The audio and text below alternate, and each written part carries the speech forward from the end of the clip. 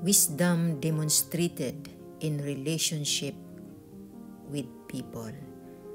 Proverbs 3 verse 27. Do not withhold good from those who need it when you have the ability to help.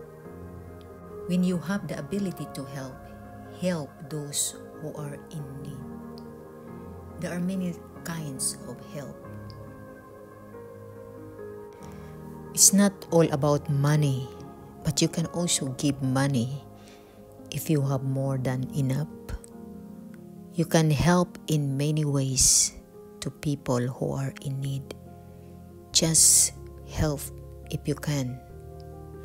But helping people and sharing the word of God is the most important above all things. Why? Because they hear the word of God. You are more blessed in helping and preaching the gospel because it is the work of God and you are protected. That is the key of blessings. Verse 28. Do not say to your neighbor, "Go, return tomorrow, and I will give it," when you have it with you at the time. Verse 29. Do not plot evil against your neighbor when he dwells by you unsuspectingly. Verse 30.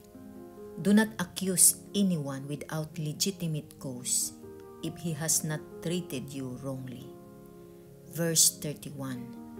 Do not envy a violent man and do not choose to imitate any of his ways.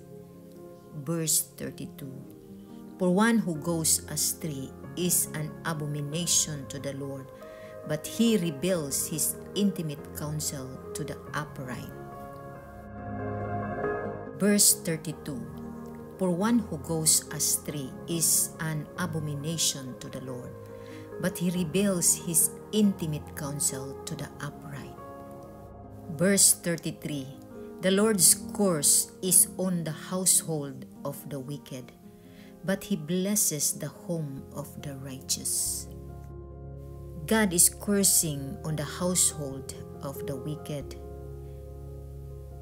but we are blessed if we do right things in the eyes of God. Verse 34. Although he is scornful to arrogant scoffers, yet he shows favor to the humble. If we humble ourselves before God, he gives us favor. Proverbs 3 verse 35. The wise inherit honor, but he holds fools up to public contempt. Bless your people, Lord, of your word. Thank you, Jesus. We praise you.